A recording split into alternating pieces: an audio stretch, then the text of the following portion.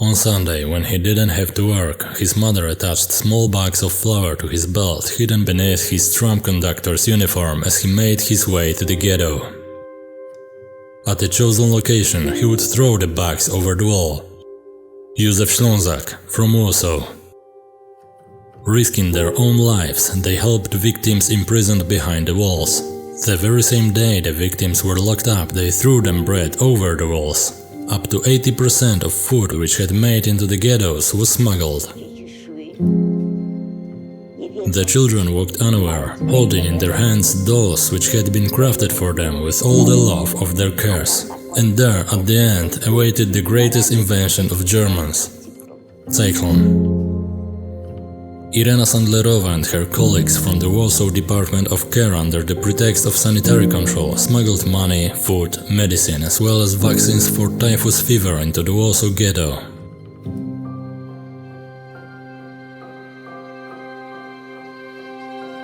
Medical workers in the town of Kozienice smuggled medicine, food and clothing into the ghetto. Similar action took place in the town of Dęblin, where Polish doctors provided urgently needed medical supplies to medical centers found within the ghetto walls during the typhus epidemic. The mortality rate of children in the ghettos was overall the highest. To save them, children in the ghettos were given sleeping drugs. Once asleep, they were put into bags and removed from the ghetto as deceased victims of typhus epidemic. They would risk their lives by smuggling children out of the ghettos through cellars found beneath houses standing on either side of the walls. Kids would also be smuggled out through the main gate entrance to the ghetto in garbage bags and bins. Infants were even smuggled out by nurses who placed the newborns safely into their medical purses. It wasn't just the kids who were of value to them. Adults would be saved with the use of garbage carts. Adult escapees were tied beneath the garbage carts that entered the ghettos. Adults also escaped the walls of the ghetto in ambulances or in carts taking supposed Christian converts to the cemetery for burial. She staggered towards the gate, where SS men stood guard. Franciszek Banaś, a man who bribed a SS guard on duty and saved Róża Jakubowicz and her son.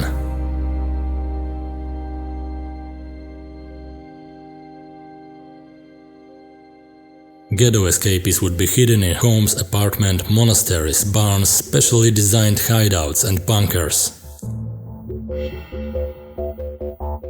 A craftsman of the name Staszek Jackowski, living in the town of Stanisławów, hid a Jewish couple behind a fireplace and 30 other Jews in 3 bunkers equipped with beds, heaters, plumbing and electricity. Leopold Socha, a waste management worker for the city of Lwów, sheltered and hid dozens of Jews in the city canals. Szewak Weiss hid in the locker between the walls of family shop and warehouse. The relatives of their half-sister dubbed the girl from the suitcase. They survived the occupation in a hidden room behind the fridge. They hid there for 4 years. They hid them in animal cages, underground passages, waste canals, specially dug holes in the back of the lion reservoir, in interior rooms.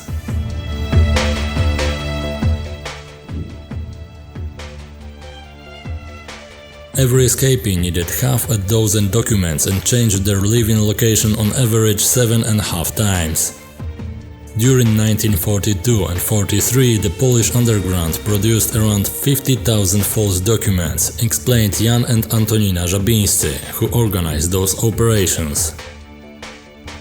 I don't think I even have to mention the fact that by helping the Jewish escapees, those Poles, along with their family, faced the death penalty if caught by the Germans.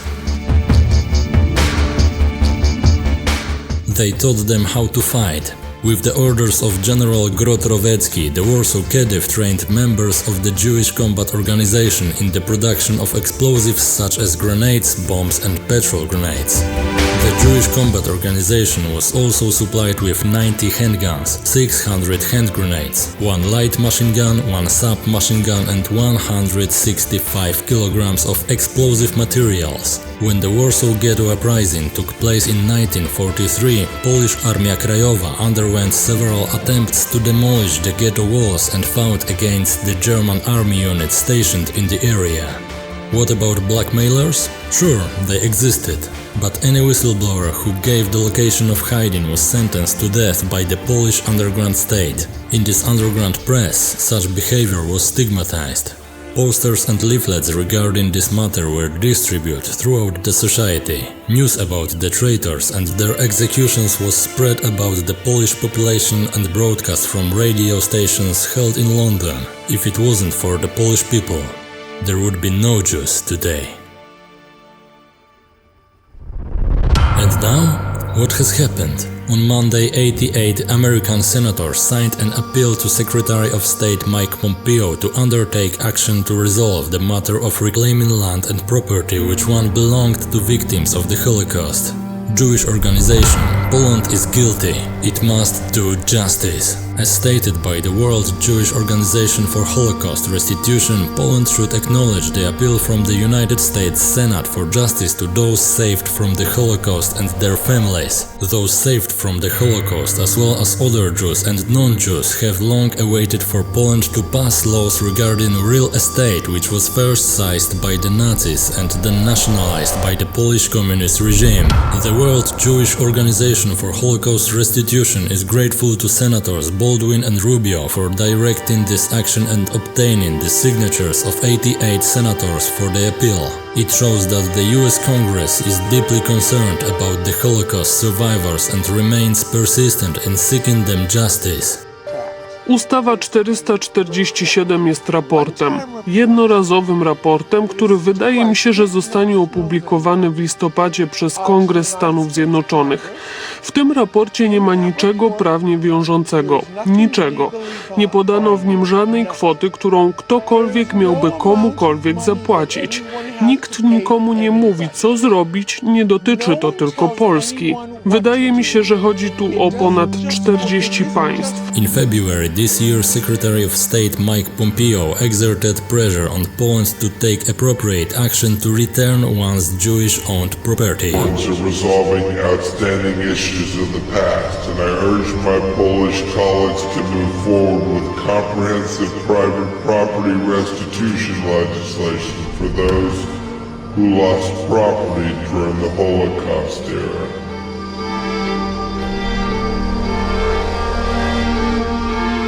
The Polish government didn't oppose this.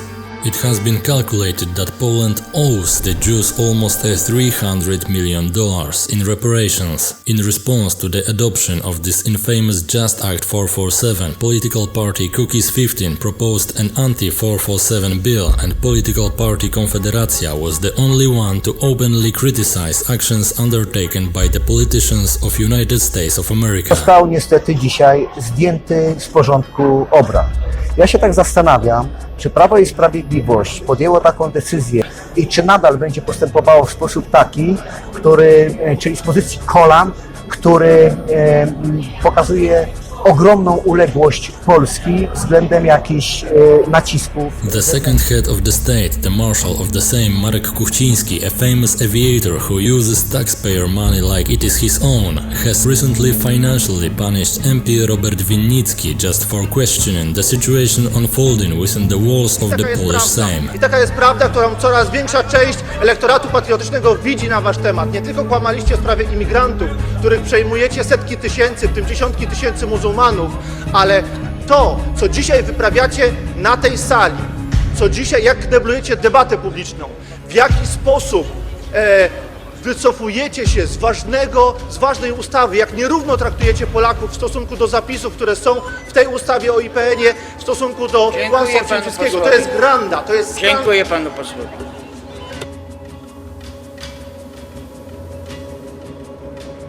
And the reasoning behind this behavior? When we receive the restitution bill, we will send it to Berlin. Yeah. chciałyby czegoś. My odsyłamy pod ten jeden adres do Berlina. Proszę się zgłaszać do Berlina i tu będziemy zresztą wspierać tamte środowiska, jeżeli one, amerykańskich Żydów, jeżeli oni się czują pokrzywdzeni, niech się zgłaszają do Berlina. It doesn't matter what our political or religious views are. Only together we can change something.